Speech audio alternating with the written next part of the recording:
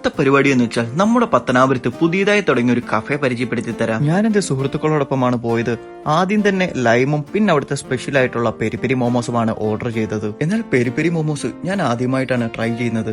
എനിക്ക് പക്ഷെ നന്നായി ഇഷ്ടപ്പെട്ടു. ആ മയോണൈസിൽ ഡിപ്പ് ചെയ്ത് കഴിക്കാൻ പ്രത്യേക ടേസ്റ്റ് ആണ്. എന്നാൽ ആസ്വദിച്ചു കഴിക്കുമ്പോഴാണ് ഇവന്മാര് വീണ്ടും ഒരു ഫ്രഞ്ച് ഫ്രൈസ് ഓർഡർ ചെയ്ത കാര്യം ഞാൻ അറിയുന്നത്. എന്നാൽ ഈ കഴിക്കുന്ന മോമോസെ ആദ്യത്തെ അല്ല കേട്ടോ, അല്പ രുചി കാരണം ആദ്യത്തെ ഇവിടെ കാലിയാട്ടോ. എന്നാൽ പെരി കഴിച്ച് സ്പൈസി ആയിരുന്ന ഞങ്ങളെ കുളിർമയേക്കാൾ നല്ല പപ്പായ ഷേക്കും പപ്പായ ജ്യൂസും കടത്തിലെത്തി. എന്നാൽ ഇതിനെയെല്ലാം തോപ്പിച്ചുകൊണ്ടാണ് ദാ ഈ ഒരു ഐറ്റം വരുന്നത്. അതെ, സിംഗർ ബർഗർ. എന്നാൽ ഈ കഴിക്കുന്ന ആവേശം കാണുമ്പോൾ നിങ്ങൾക്ക് കാര്യം പിടികിട്ടി കാണുമല്ലോ.